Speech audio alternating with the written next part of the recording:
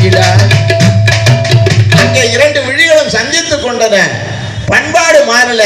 ஆனா இந்த எங்கே அந்த எடுத்தான் தெரியுமா? டாவு டாவு டாவுடா டாவுலாட்டு டையிடான்னா பாரதியார் எடுத்தான். அவர் தமிழ்ல சொன்னது நம்ம புது பாட்டில் இங்கிலீஷ்ல இவன் இது பண்ணி காதல். பாரதியார் தமிழ்ல சொன்னாரு காதல் காதல் காதல் போயின் சாதல் சாதல் சாதல். இவன் டாவு டாவு டாவுடா டாவுலாட்டு டையிடா.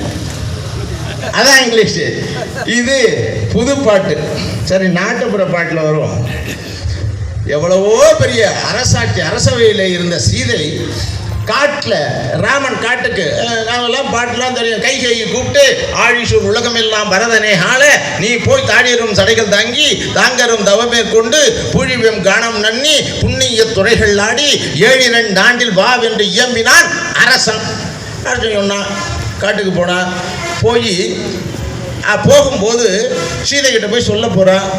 சொல்ல போகும்போது நானும் வருவேன் கூட, நீ வராத, காட்டில் வந்தீங்கன்னா எண்ணற்ற இடதருவாய், ரொம்ப கஷ்டப்படணும், கல்லும் முள்ளும் குத்தும் அப்படின்னு.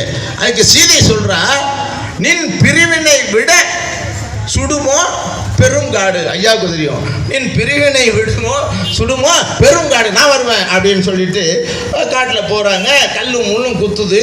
ராமன் பார்த்து ரொம்ப வருத்தப்படுறான். எப்படியாப்பட்ட பொண்ணு, இதில் அவள் வாழ வேண்டிய பொண்ணு இப்படி நடக்கிறாளேன்னு வருத்தப்படுறான்.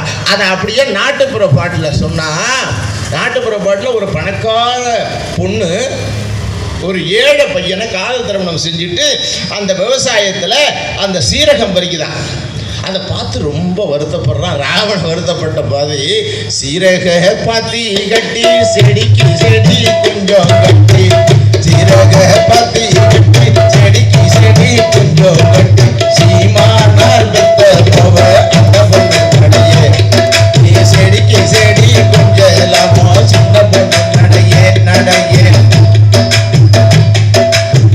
கொத்து மல்லி பாத்தி கட்டி கொத்து கொத்தா கொஞ்சம் கட்டி, கோமானார் பெத்த மவ அந்த பொண்ணு நடையே, நீ கொடிக்கு கொடி குந்தலாமோ சின்ன பொண்ணு நடையே,